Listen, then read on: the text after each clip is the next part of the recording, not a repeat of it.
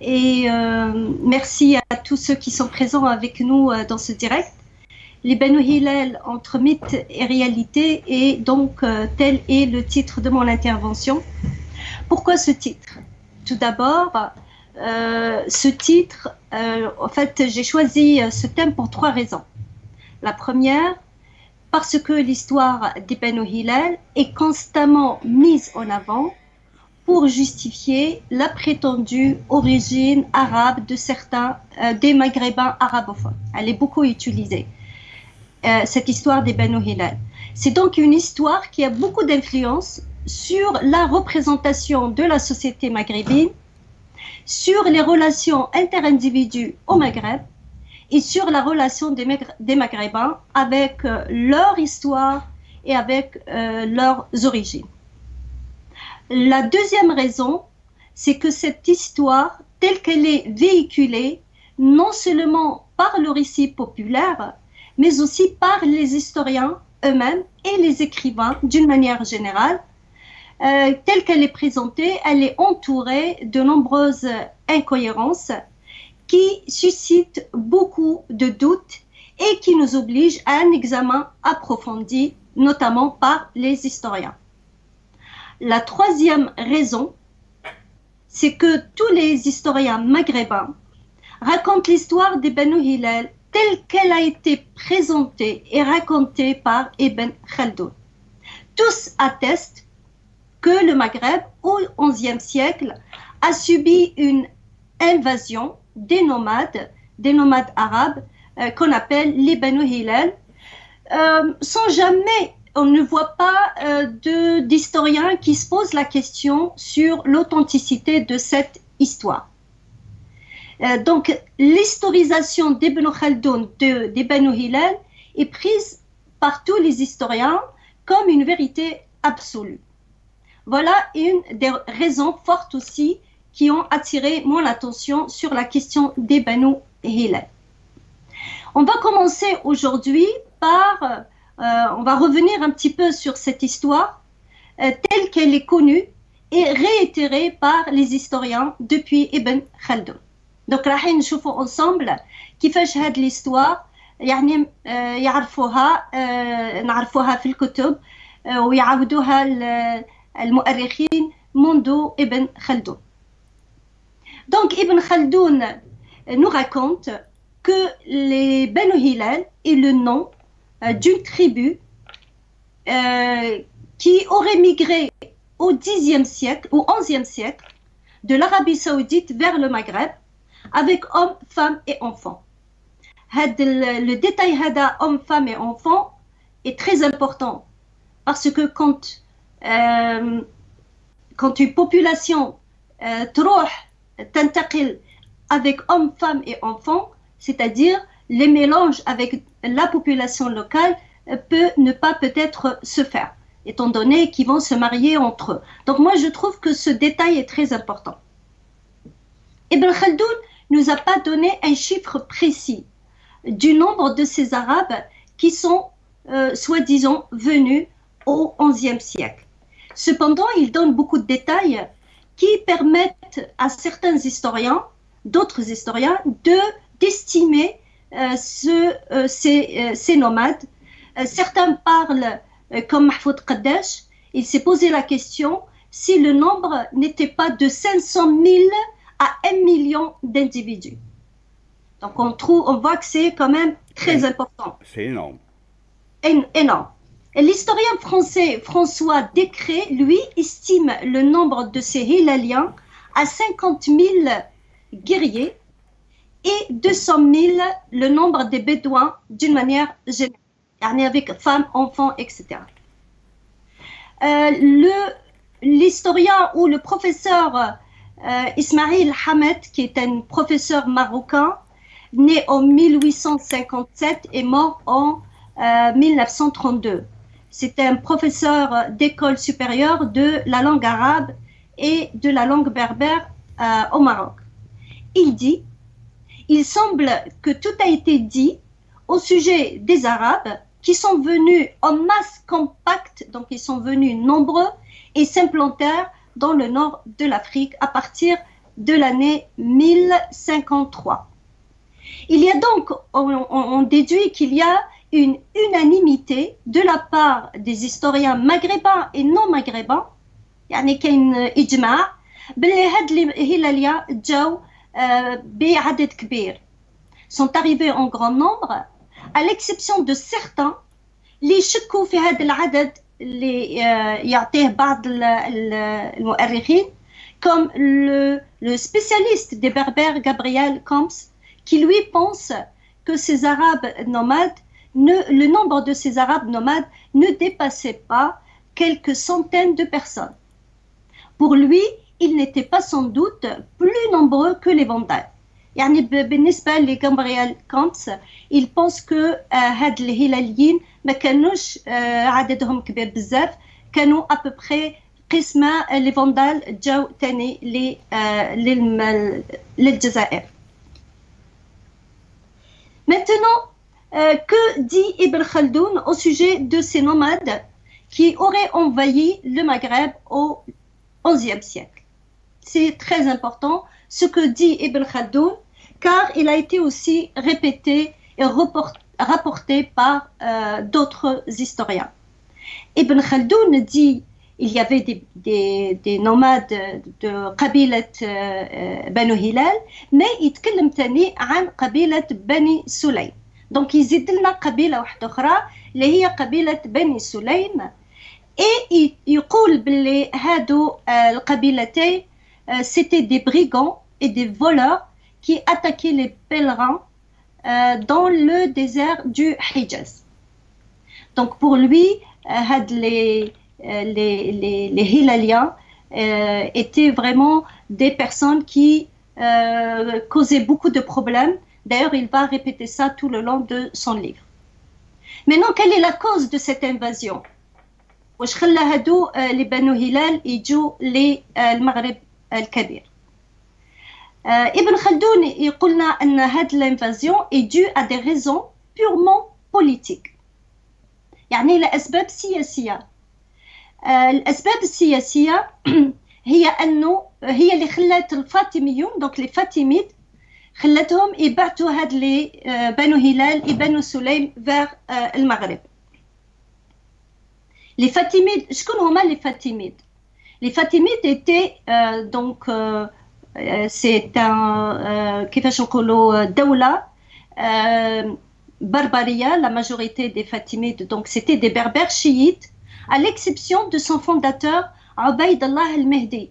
Donc Ubayd Allah al-Mahdi qui lui prétendait avoir des origines arabes et évidemment des liens de sang avec le prophète, parce que il prétend être un des descendants du prophète du côté de sa fille Fatima. Il y a aussi l'éclaireur qui avait annoncé la venue de Ubayd Allah al-Mahdi. Donc ces deux-là se disaient être arabes. Le reste, c'était donc des berbères. Ils ont régné de 909 à 1171. Entre 909 et 969, كانوا في الشمال الإفريقي وبالضبط في الشرق الجزائري. Donc du côté de la petite Kabylie, de ce côté-là.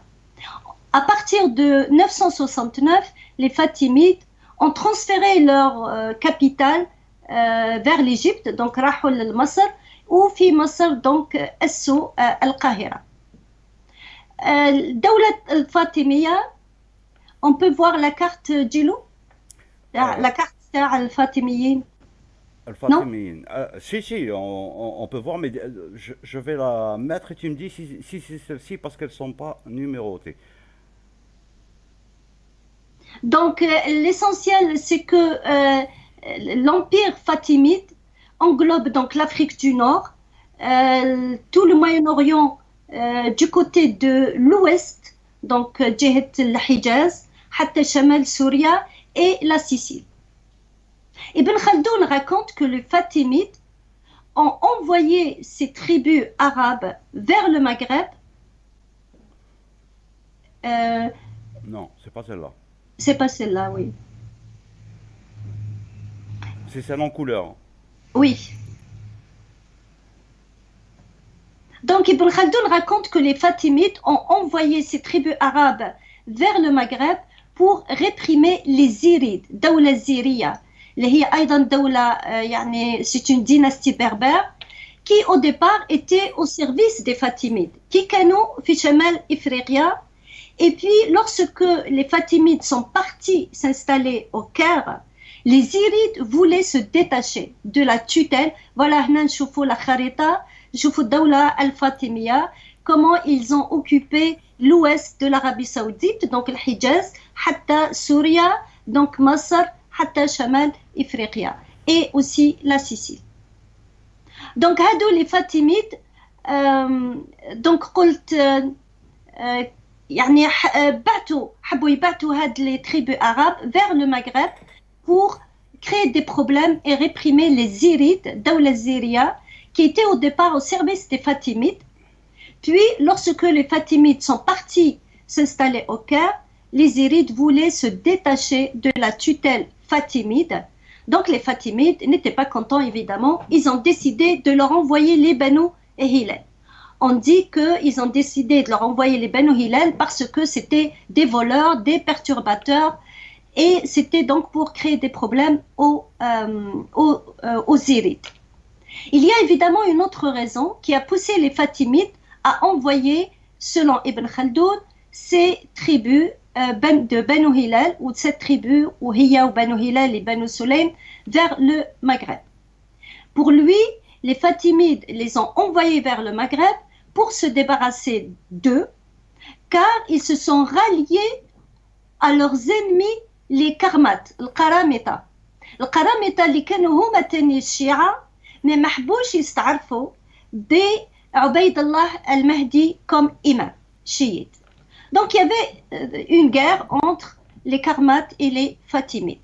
Et soi-disant, selon Ibn Khaldoun, les tribus Banu Sulaym et Banu Hilal se sont ralliés aux Karmates. Voilà pourquoi les Fatimides ont décidé de les envoyer vers le Maghreb.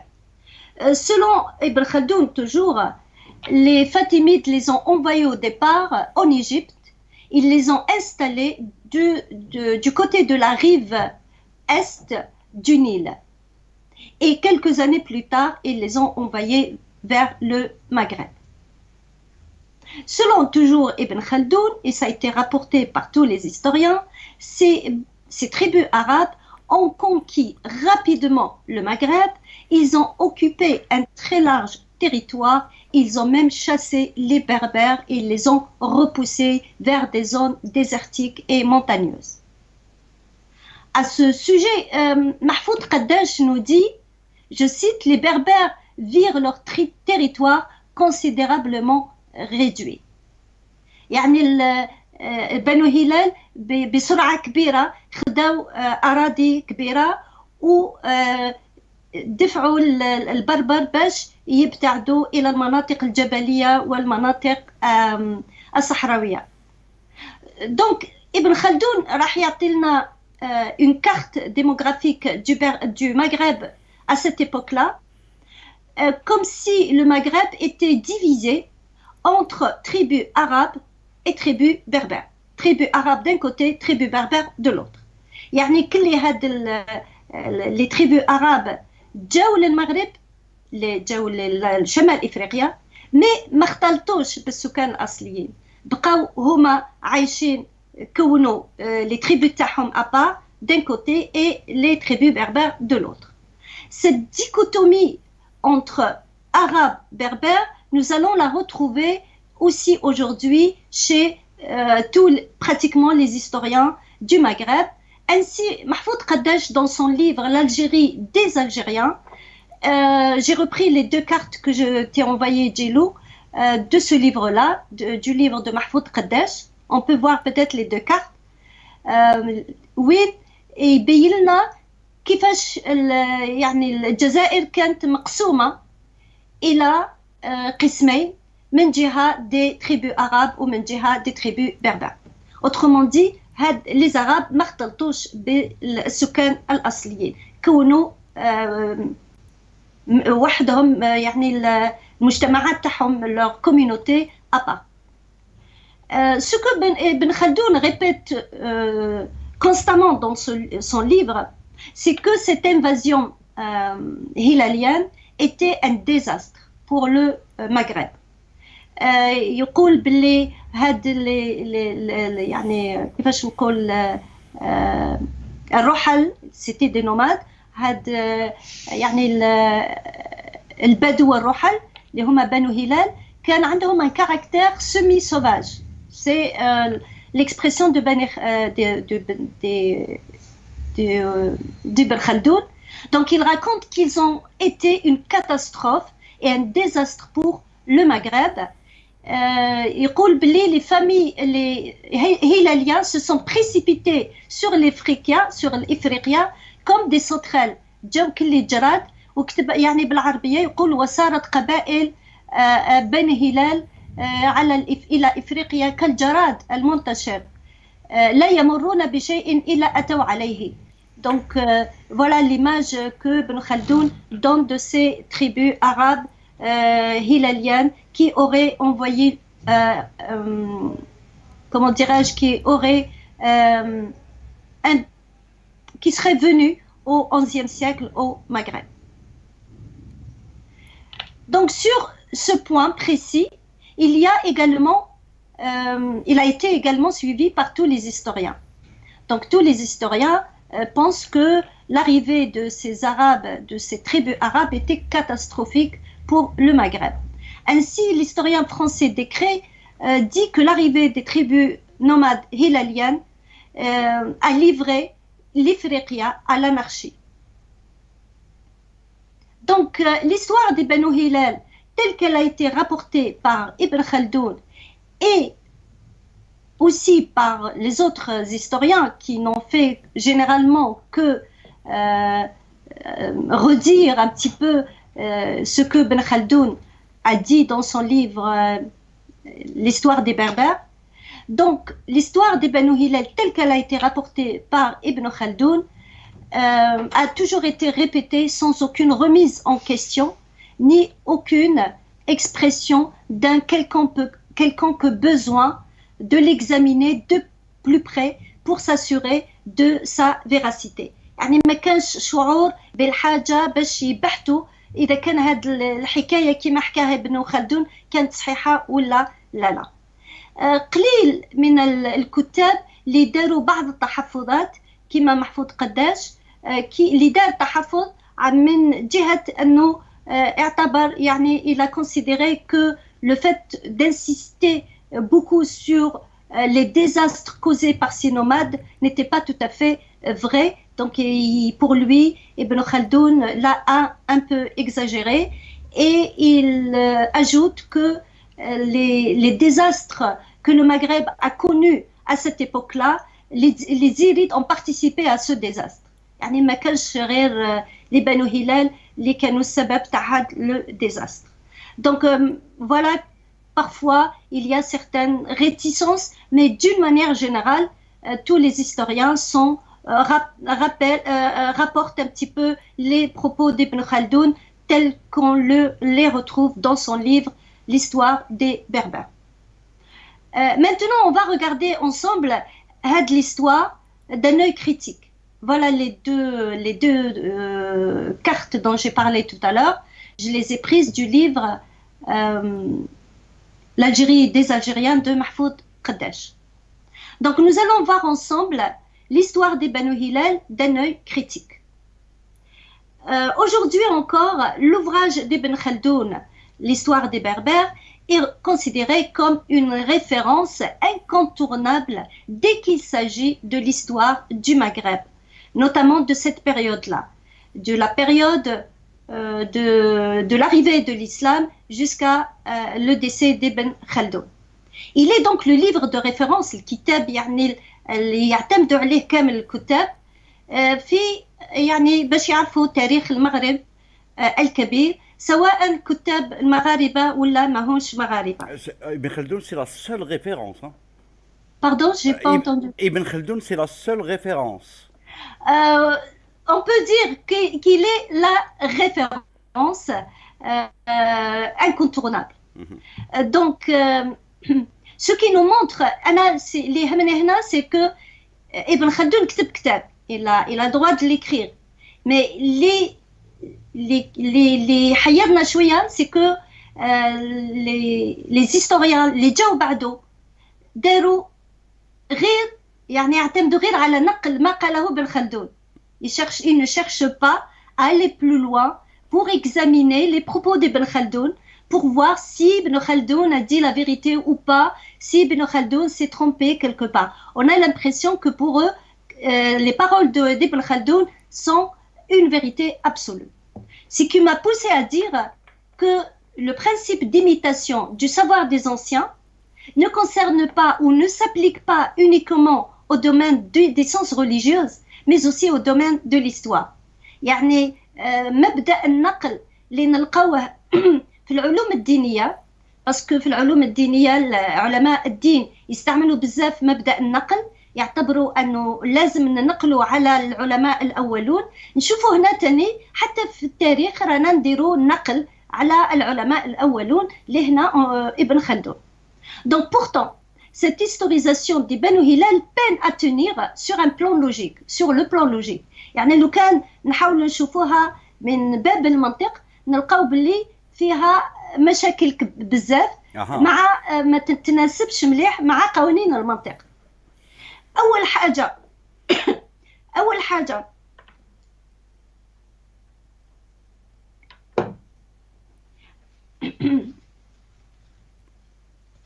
Donc le premier élément qui suscite le doute dans le récit d'Ibn Khaldoun concernant les Banu Hilal est le nombre important des Banu Hilal اللي نشوفوه عند ابن خلدون وعند المؤرخين الآخرين.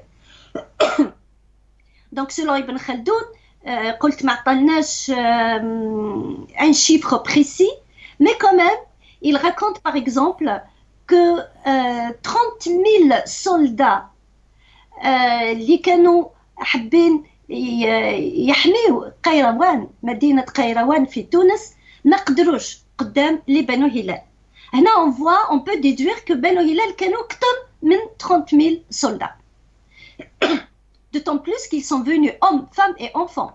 Donc on imagine un petit peu qu'ils étaient, selon les indices d'Ibn Khaldoun, qu'ils étaient réellement très nombreux. Pourtant, هنا اللي يبدأ المشكل. Pourtant Ibn Khaldoun هو نفسه il dit que les Banu Hilal et les Banu Sulaym étaient des nomades. Des nomades qui parcouraient les plateaux du désert du Hijaz.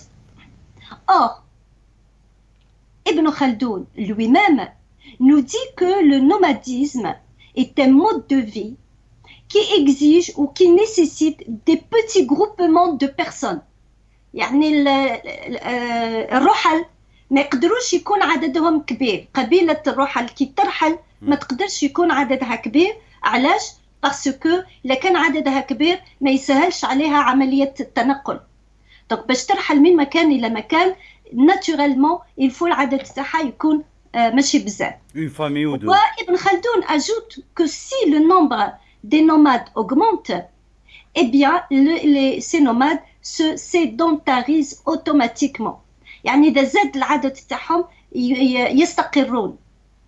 Voilà donc أول نقطة تقول باللي العدد اللي يقدموا ابن خلدون واللي قدموه تاني المؤرخين الآخرين فيه تناقض. كيفاش يكونوا دي نوماد ويكونوا aussi العدد تاعهم aussi important. Donc هنا نشوفوا donc la difficulté. Imaginez برك des nomades de 500 000 personnes qui parcourent le désert du Hijaz. Moi je n'arrive pas à l'imaginer. Juste la logistique, impossible. Donc c'est difficile d'imaginer ça et impossible comme tu le dis, Djilo. Donc Ibn Khaldoun raconte que voilà le premier point. On passe au deuxième point, c'est que Ibn Khaldoun nous raconte que ces Arabes ont été chassés de l'Arabie par les Fatimides. C'est un point important. Et or chasser une personne, c'est l'humilier. Pardon ? Non, Je non, ne rien. t'entends pas, dis-le. Je vais rien dire. Chasser une personne, c'est l'humilier. Comment peut-on humilier 500, 1000 ou 200 000 ou même 1 million qui m'a Mahfoud Qaddash, sans que ces 500 000 personnes n'essayent de se défendre. Parce qu'apparemment, quand on lit ce qui a été écrit par Ibn Khaldoun et par les autres, on retrouve toujours les mêmes termes utilisés. Les Fatimides, les déplaceurs, les Fatimides, les établir. يعني Fatimides نقلوهم, les Fatimides حطوهم, les Fatimides جابوهم, les Fatimides داروا لهم. Comment est-ce possible que les Fatimides peuvent décider du sort de 200 000 ou 500 000 personnes? C'est vraiment inimaginable. Donc, pour que les Fatimides puissent les déplacer à leur aise comme ils veulent, il faut que ces nomades soient vraiment des petits groupes de personnes. Donc, voilà Nokta Athania. Pourtant, Mahfoud Qaddash, dans son livre L'Algérie des Algériens, parle des Banu Hilal. Il dit que les Banu Hilal étaient de grandes tribus. Anat Sa'alt, dans quel sens il utilise le terme grande? Est-ce qu'il l'utilise dans le sens de la morale ou là dans le sens du nombre? Dans les deux sens, ça ne marche pas. Parce que s'il l'a utilisé dans le sens de la vertu et de la morale, voilà, en même temps, il dit c'était des bandits, c'était des voleurs. Donc, je ne comprends pas comment des bandits et des voleurs puissent être de grandes tribus.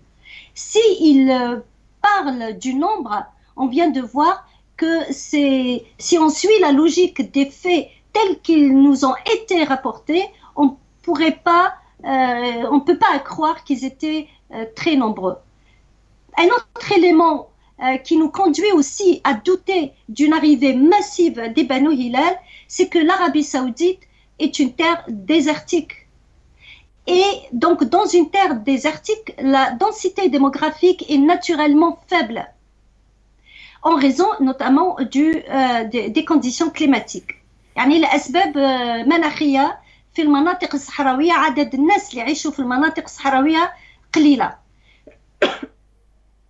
نعرفوا باللي في سنة 1960 عدد سكان العربية السعودية 4 ملايين نسمة فقط.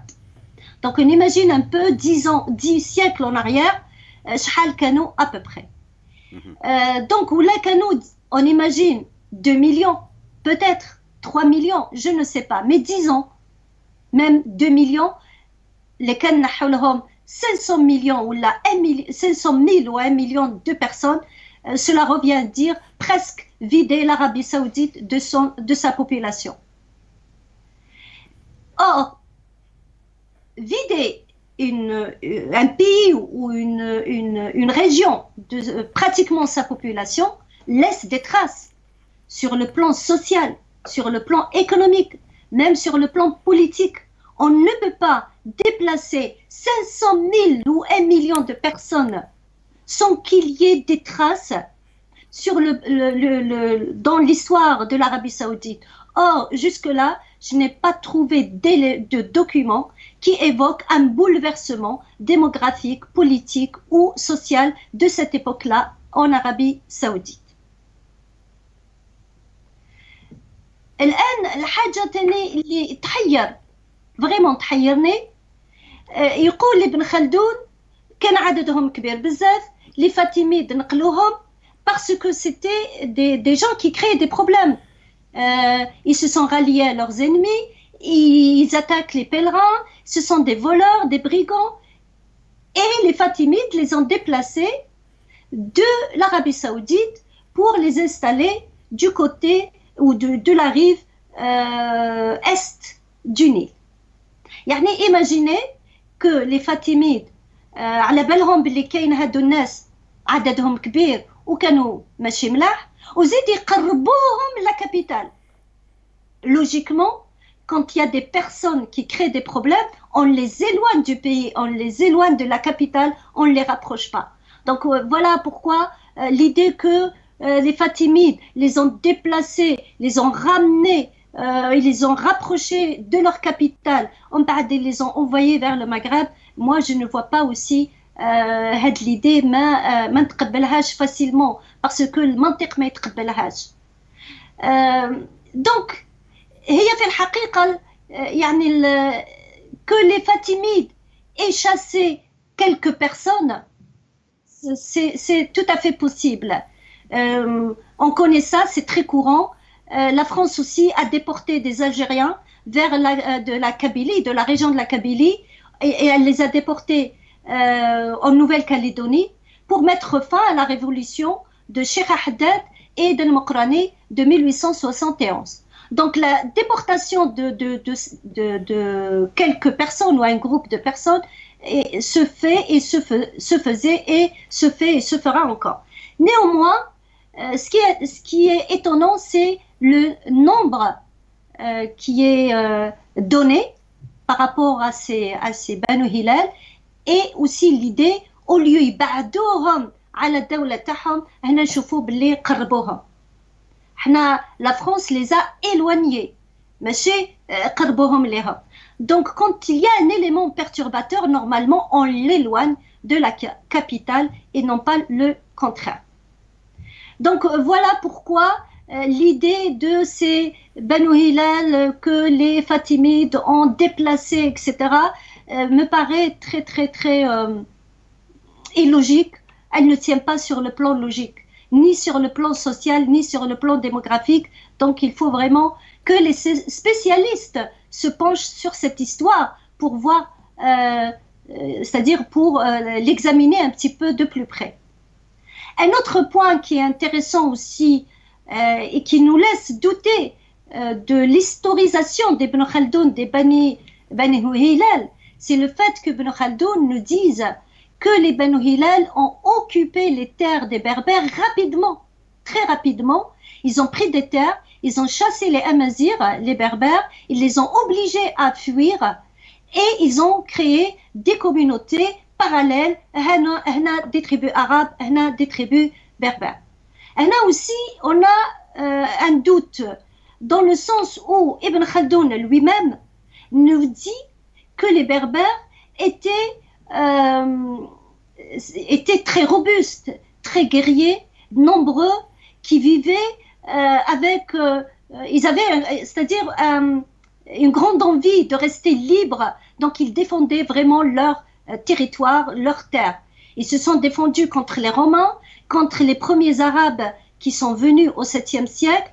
Ils se sont toujours battus pour leur territoire. Et d'un coup, avec l'arrivée des Banu Hilal, on a l'impression que les Berbères, ils ont cessé de se battre pour leur territoire, pour leur terre, et d'un coup, ils ont laissé, voilà, les Banu Hilal rapidement occuper un territoire très vaste. Dans le sens où les Banu Hilal, soi-disant, ne se sont pas mélangés aux autochtones, mais ils ont créé leur propre territoire.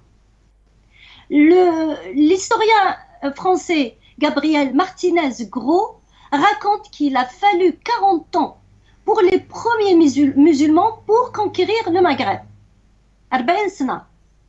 في المقابل يقول 2 années seulement ont suffi pour conquérir l'Égypte et 4 ans pour conquérir la Syrie et l'Irak.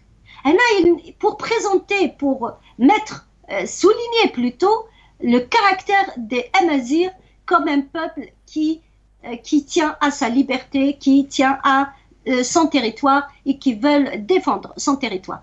Donc, ce passage d'un peuple que Ibn Khaldoun a décrit donc comme un guerrier, un peuple qui se bat pour sa liberté, et on passe directement à un peuple qui s'est fait vite écraser par des occupants, parce que les Banu Hilal au Xe siècle ما جاوش بالإسلام. خلاص الإسلام البربر كانوا déjà مسلمين, donc جاو باش يحتلوا الأراضي. وهنا quand même on n'est pas, ça ne s'accorde pas entre comment ils représentent les Berbères et comment ils ont soi-disant réagi à l'arrivée ou face à l'arrivée des Banu Hilal. Il y a un point important, c'est que Ibn Khaldoun يقول باللي يعني les Amazirs كانوا tellement ils étaient tellement attachés à leur liberté حتى المسلمين الأوائل qui جاوا بعد ما évidemment il y a eu des guerres et tout et والبربر بعد يعني ils ont embrassé l'islam. يقول malgré cela ils ont obligé les soldats musulmans à repartir en Orient. يقول Ibn Abi Sarh qui était le lieutenant de ces Arabes, de ces musulmans qui sont venus conquérir le Maghreb à l'époque au 7e siècle, il dit que le lieutenant qui s'appelle Ibn Abi Sarh a consenti d'évacuer le pays avec ses Arabes et il les ramena donc en Orient. Donc voilà, il y a une contradiction entre une image qu'il a donnée et une autre. Et je pense que Ibn Khaldoun s'est retrouvé lui-même dans une difficulté et il n'était pas inconscient qu'il y avait une difficulté dans son récit et dans son historisation des Banu Hilal. Et je pense que c'est pour cela qu'il a insisté sur le grand nombre des Banu Hilal. Parce que comment sortir de cette difficulté? Il faut dire, bon, canaux très nombreux. Voilà, au moins, ça peut aider pour sortir de cette difficulté. Et il ajoute qu'au départ, il dit il y avait deux tribus. En bas, très vite, ces deux tribus sont devenues plusieurs tribus, en fait, qui, selon lui, étaient toutes des fractions des deux premières tribus, qui elles-mêmes avaient des fractions. Donc là, on se retrouve avec plein de tribus arabes qui auraient envahi donc le Maghreb au XIIe ou XIe siècle. Voilà donc, mais Ibn Khaldoun ajoute aussi quelque chose pour sortir de cette difficulté. Il ajoute la théorie qu'il a lui-même développée. Il l'a développée dans son livre Al-Muqaddima. Donc, il a développé une théorie qui dit que les peuples nomades, qui sont des peuples semi-sauvages, c'est ça son expression, hein, c'est l'expression d'Ibn Khaldoun. Il dit les peuples nomades semi-sauvages seraient davantage capables de réaliser des conquêtes que les peuples civilisés, sédentarisés, qui vivaient dans le luxe, ne pouvaient pas faire. Donc pour lui, non seulement ils étaient nombreux, ils étaient nomades, donc semi-sauvages, donc ils attaquaient, ils avaient le courage d'attaquer. نعرفوا باللي ابن خلدون تحدث بزاف على أهل البدو وأهل الحضر وين قال أن أهل البدو أقرب إلى الشجاعة من أهل الحضر. Donc là, il s'appuie encore sur cette théorie pour sortir un petit peu de cette difficulté dans laquelle il s'est retrouvé.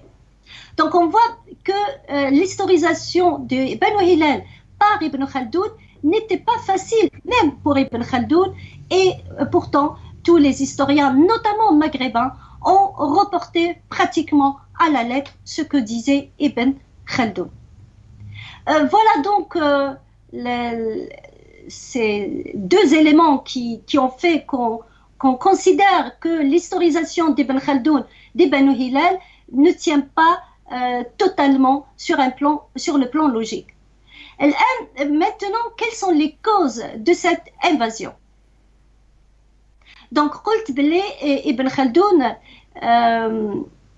يقولنا بلي هاد les Banu Hilal sont arrivés nombreux, ils ont été chassés par les Fatimides parce que ils créaient des problèmes sur le plan politique. Et ce qui est important, c'est que l'histoire a été beaucoup réitérée.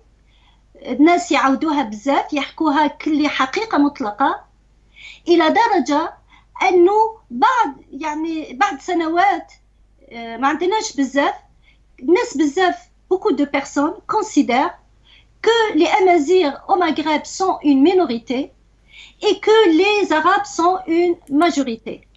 Ils considèrent que ceux qui parlent l'arabe sont des Arabes qui sont venus de l'Arabie Saoudite et le reste, les Berbères qui parlent le berbère, sont une minorité. Au point où le dictionnaire Le Robert de 1980 écrit, je cite, « Près de la moitié de la population du Maroc restent berbères, donc la moitié est arabe, tandis qu'en Algérie, les berbères deviennent minoritaires pour disparaître en Tunisie en tant que population spécifique. Évidemment, depuis 1980, même les dictionnaires ont changé ce discours. Mais là, je parle d'un dictionnaire qui a été publié en 1980. Donc, beaucoup كانوا يعتبروا بلي les tribus arabes جاوا en grand nombre, ils se sont installés, ils ont poussé les berbères à fuir, non seulement à fuir, mais à devenir minoritaires. Et là, je ne comprends pas pourquoi ils sont devenus minoritaires. Il n'y a pas de raison. On se demande, mais pourquoi ils sont devenus minoritaires? Même si des جاو 1 million, les nomades arabes جاو 1 million. Mais les Amazirs كانوا sur leur terre. Donc ils étaient plus nombreux. Qu'est-ce qui s'est passé au courant de l'histoire du Xe siècle au XXe siècle pour qu'ils deviennent une minorité? Excellent. Donc, le fait de dire qu'ils sont aujourd'hui une minorité ne tient pas aussi sur le plan ni logique ni démographique. Évidemment, cette idée que les berbères sont aujourd'hui minoritaires commence à disparaître chez beaucoup de gens. Aujourd'hui, beaucoup ont dépassé cette idée. Donc, cette idée, elle ne tient pas parce que il faut savoir que les berbères ont adopté l'islam avant le XIe siècle, donc avant l'arrivée de ces nomades. Beaucoup ont adopté la langue arabe, ils ont commencé à donc adopter la langue arabe avant l'arrivée des Banu Hilal. Donc on peut dire que dans les grandes villes, ils ont déjà commencé à parler l'arabe, et donc le fait de parler l'arabe n'est pas du tout un argument que la personne est venue de l'Arabie Saoudite ou qu'elle descend des Banu Hilal.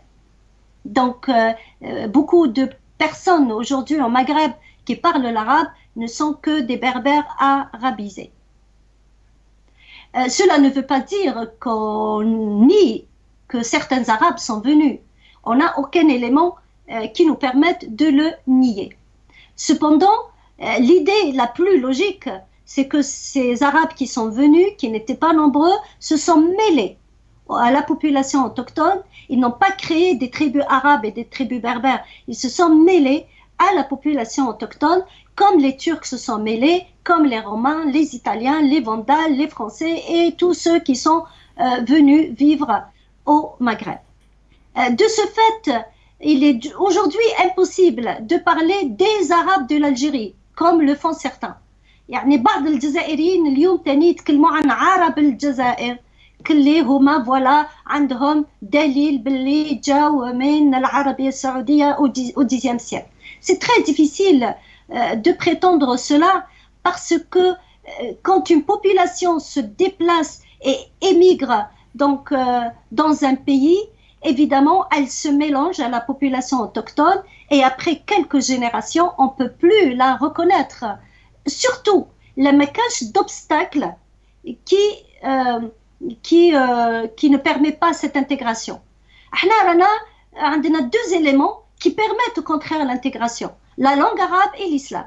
Donc il n'y a pas d'élément qui constitue un obstacle devant cette intégration de ces arabes qui sont venus et pour qu'ils constituent des communautés à part. Donc, ce que nous déduisons de cette analyse, c'est que on a des éléments, nous disposons d'éléments suffisants qui nous permettent de dire que l'histoire des Banu Hilal, même ou la Sah Djaw des Banu Hilal, mais elle a été tellement amplifiée par l'imagination des Maghrébins eux-mêmes, qu'elle est devenue un mythe plus qu'une réalité. C'est-à-dire un nombre important sont arrivés d'un coup, ils ont envahi le Maghreb, les Berbères, ils les ont chassés et ils sont devenus majoritaires, les Berbères une minorité.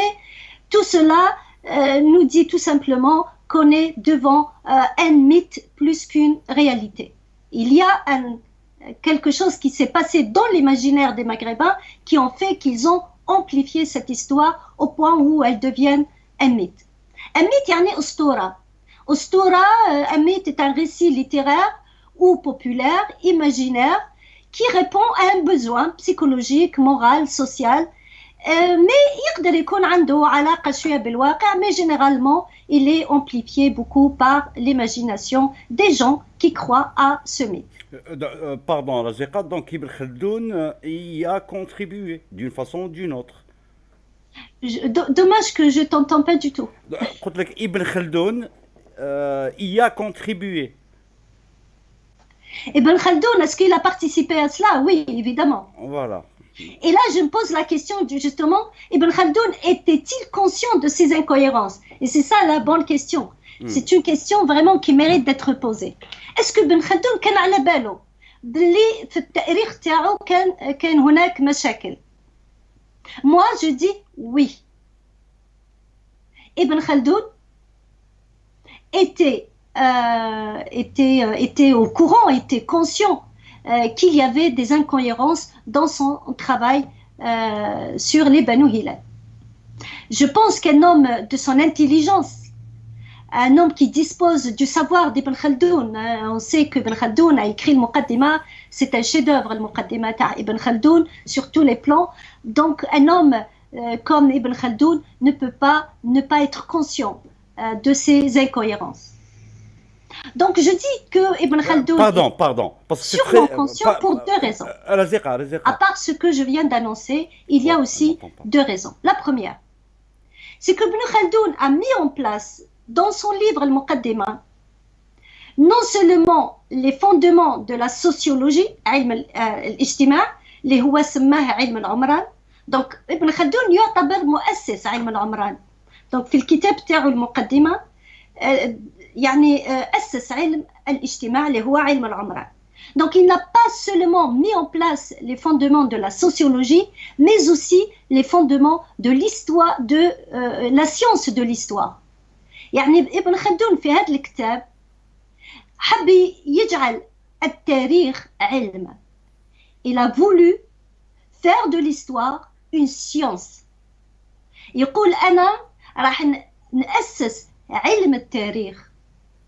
علم التاريخ يقول cette histoire, l'histoire mérite d'être comptée au nombre des sciences. Donc pour lui, on est quand même au 15e siècle, 14e siècle. À cette époque-là, Ibn Khaldoun voulait que l'histoire soit une science. ويقول التاريخ ليست حكايات تروى. يقول l'histoire, ce ne sont pas des histoires qu'on raconte. Et un historien n'est pas un narrateur. Donc un historien est un scientifique qui procède à un examen attentif du fait historique et à une application soutenue des faits afin de se protéger contre les erreurs. Donc pour lui, il faut faire ce travail تاع النقد والتمحيص. بعت لك peut-être on verra tout à l'heure بعض المقولات تاع ابن خلدون بالعربية وين يقول أن المؤرخ لازم يقوم بعملية المحص والتمحيص باش يعني يعرف يميز الخطأ من الصواب. لو كان يعني نقرأ كتاب ابن خلدون نفسه، الكتاب تاع ابن خلدون وين تكلم عن بنو هلال، أنا personnellement ما شفت هاد l'examen attentif و plutôt شفت إنسان يحكي حكاية. يعني ابن خلدون est devenu un narrateur.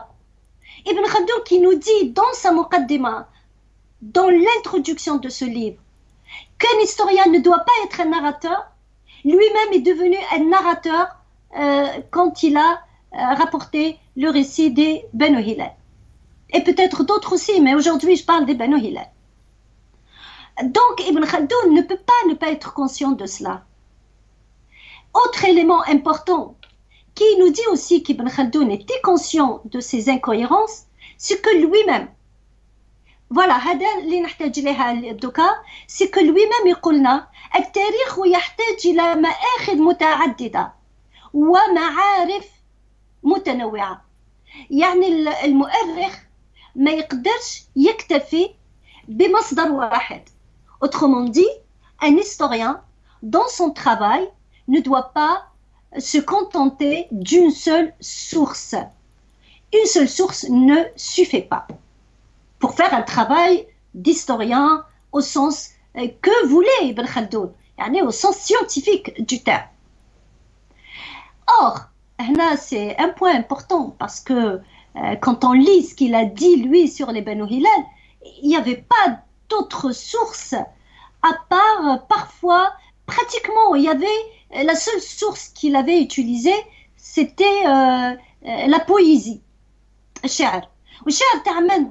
الشعر تاع الهلاليين نفسهم. Donc Ibn Khaldoun اعتمد, il s'est appuyé sur la poésie de ces mêmes Hilaliens comme source de son travail d'historisation des Banu Hilal. Or, dans ce même livre, il affirme lui-même que la poésie n'est pas une source fiable dans un travail historique. Donc, يستعمل la poésie, on va dire que la poésie n'est pas une source fiable.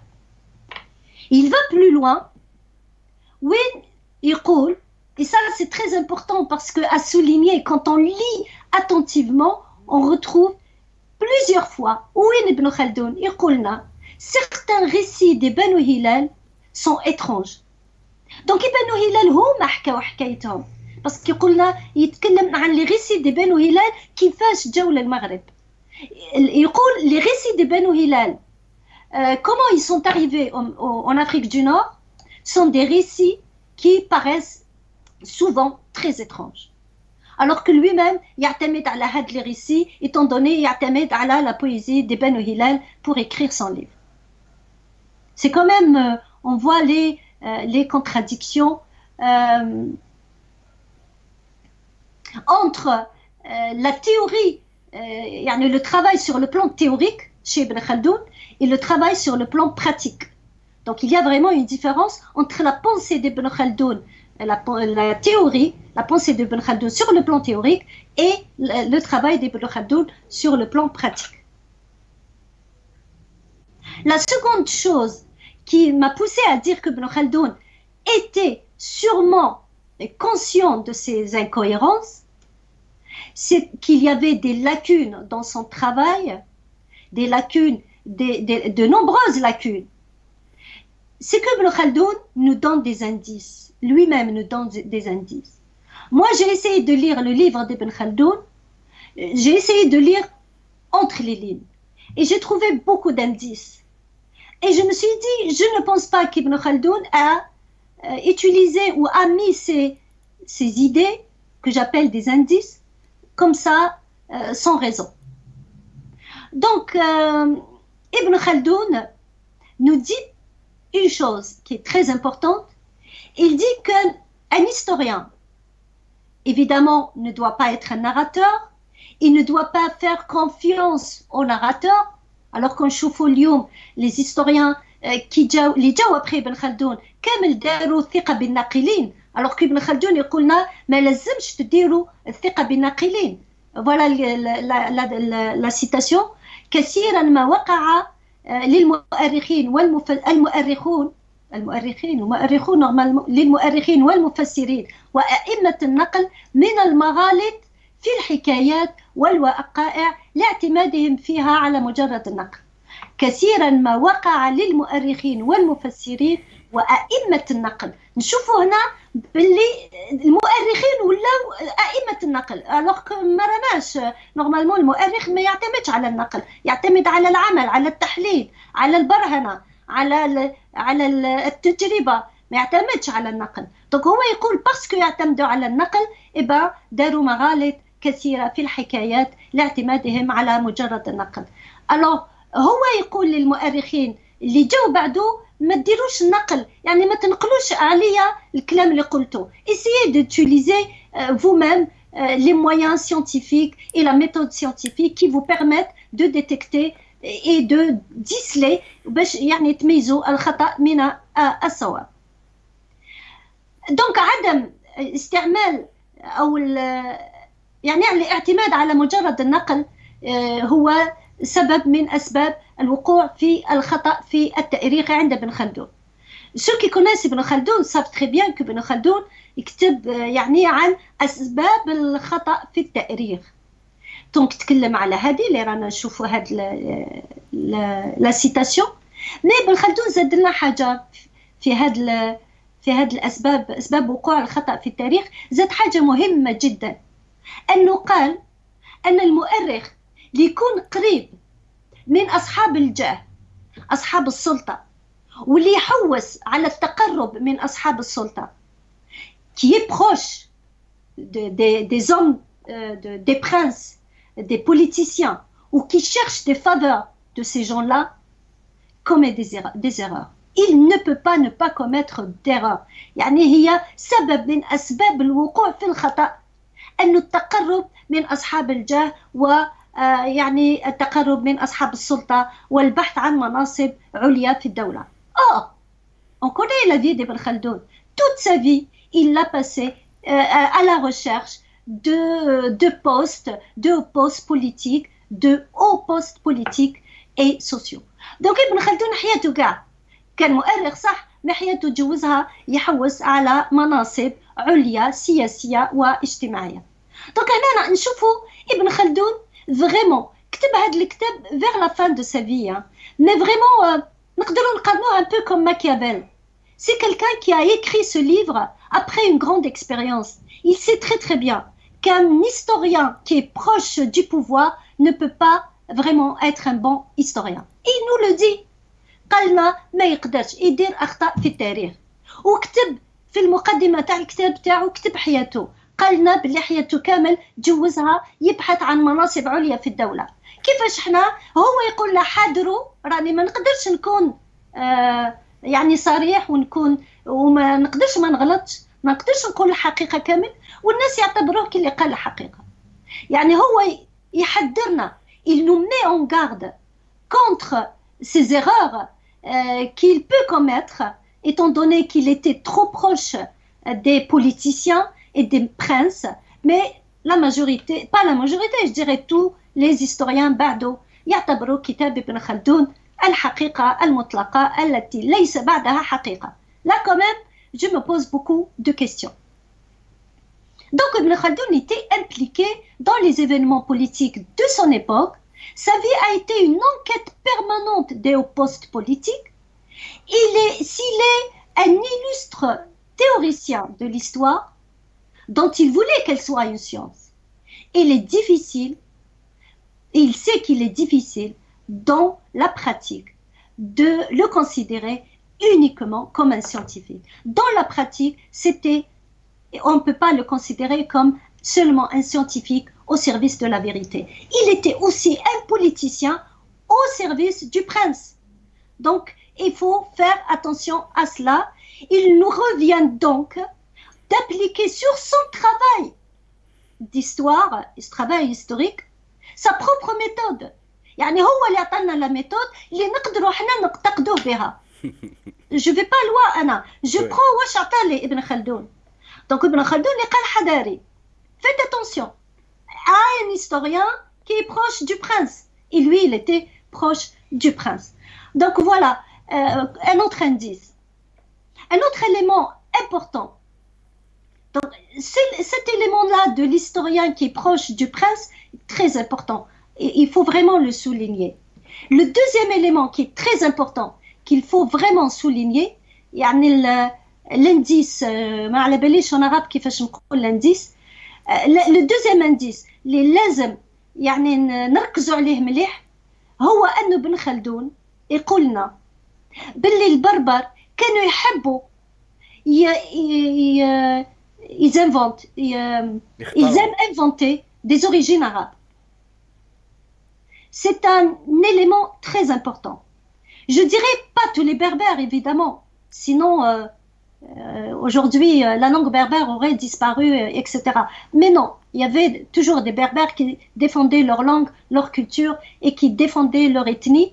Mais il y avait quand même, selon lui, des berbères qui s'inventaient des origines arabes. يعني بربر mais يحبوا يقولوا باللي عندهم des origines arabes.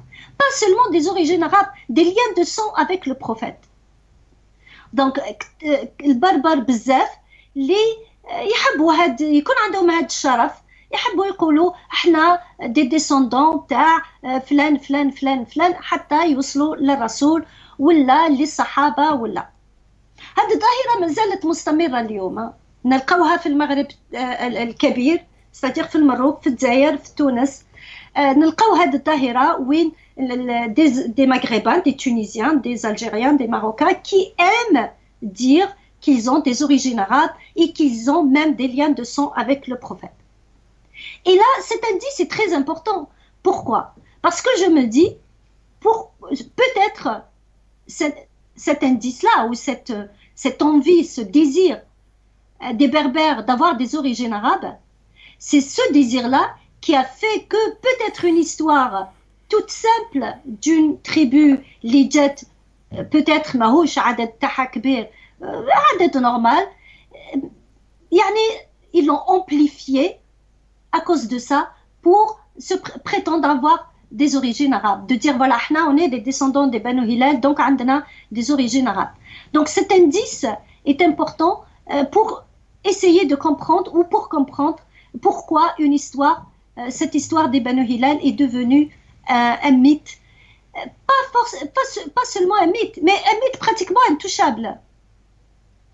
C'est un mythe, ni les historiens n'arrivent à le toucher, ni la population. Hein. On ne touche pas à ce mythe. Pourquoi? Et d'ailleurs, Ibn Khaldoun, il le dit quelque part dans son livre. Hein. Si vous lisez ce qu'il a écrit sur les Banu Hilal, à un moment donné, il nous dit ce que les Banu Hilal disent sur leur histoire est intouchable.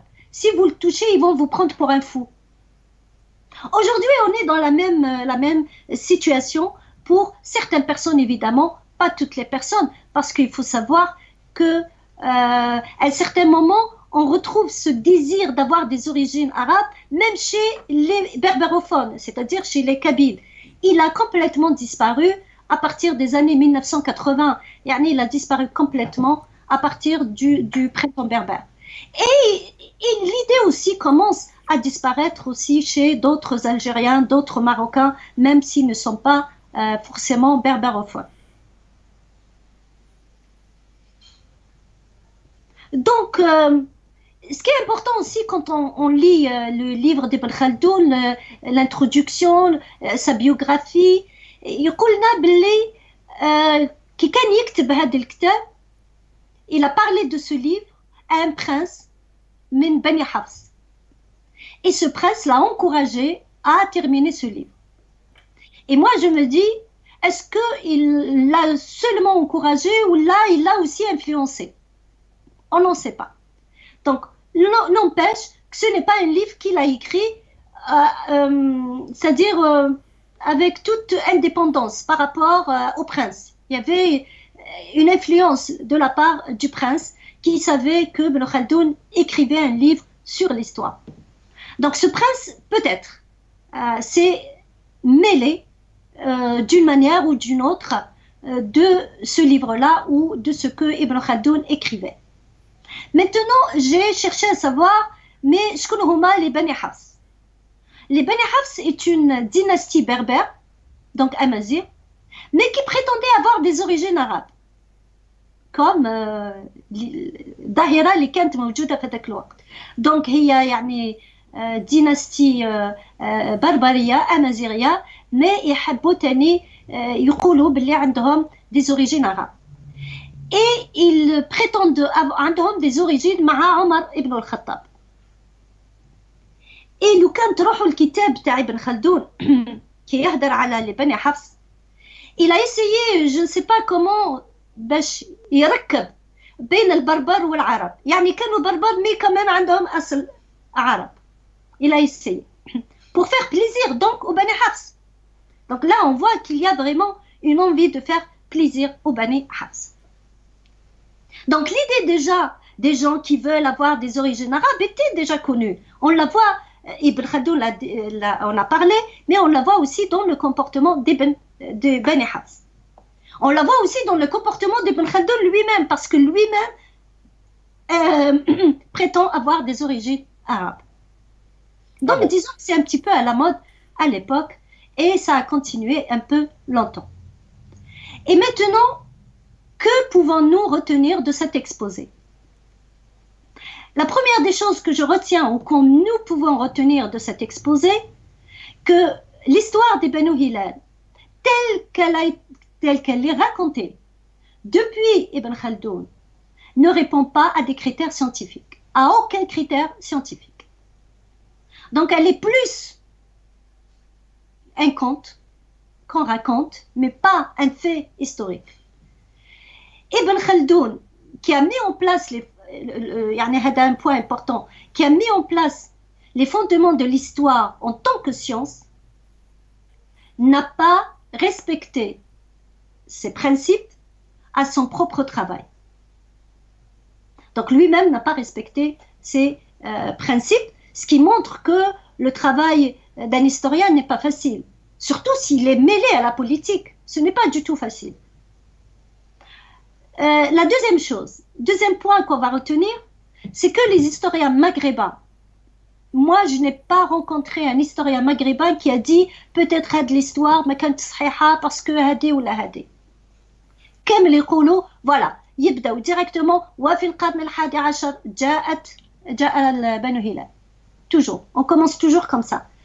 Et donc les historiens maghrébins, d'ailleurs et non maghrébins aussi, n'ont jamais remis en question cette historisation des Banu Hilal.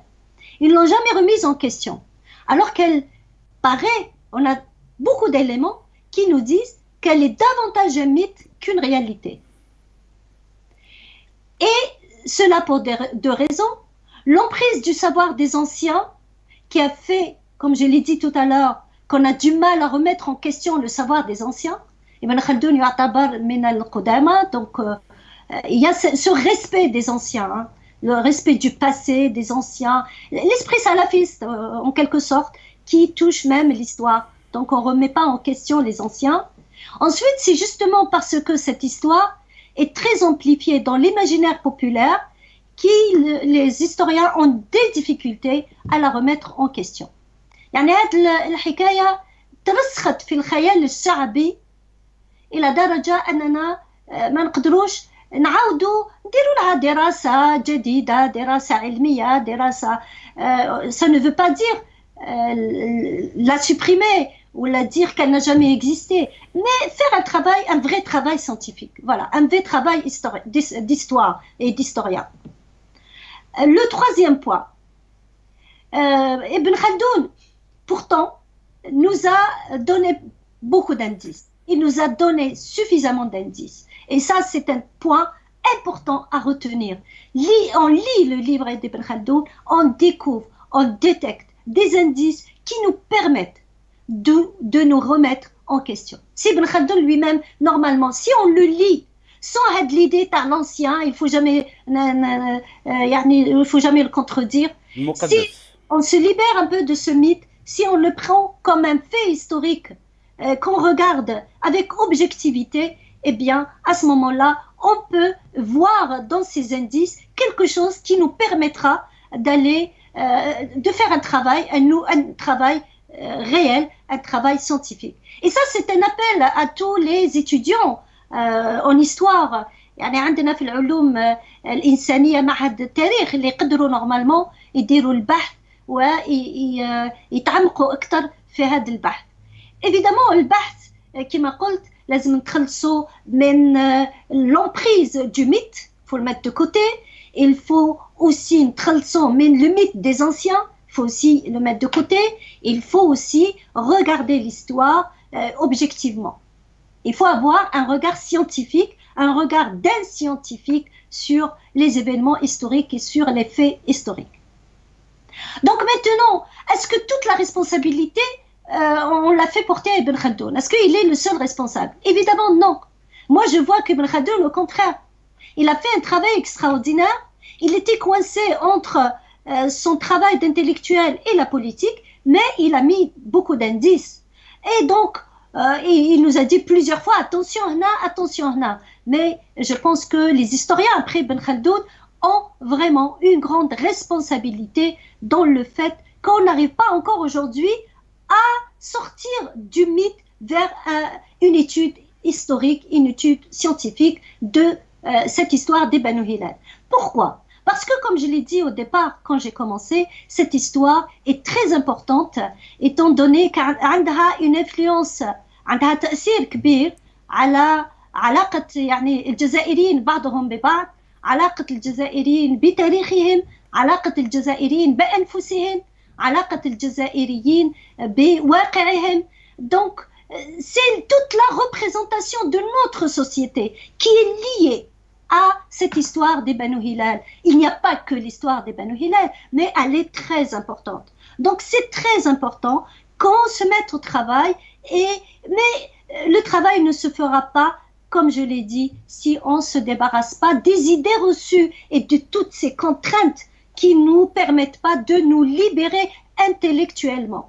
Il faut se libérer intellectuellement, il faut que la pensée se libère du passé, des mythes, de tout cela pour qu'elle puisse faire un travail historique intéressant. Voilà ce que j'ai à vous dire et merci pour votre attention. Merci beaucoup, Razira. J'espère que tu m'entends. Comment faire pour entendre ce que tu dis, Gilo? Je t'entends pas bien. Malish, c'est pas grave, tu dois avoir des soucis audio. Malish. Donc, voilà, c'était trop bon, ya Khawa. C'était magnifique. Voilà, Raziqa Adlani عطتنا يعني une vraie scientifique اللي تطرقت لهذا التاريخ الجزائري ولو هي تكلمت على ابن خلدون يعني وقالت لك يعني il a pu de temps à autre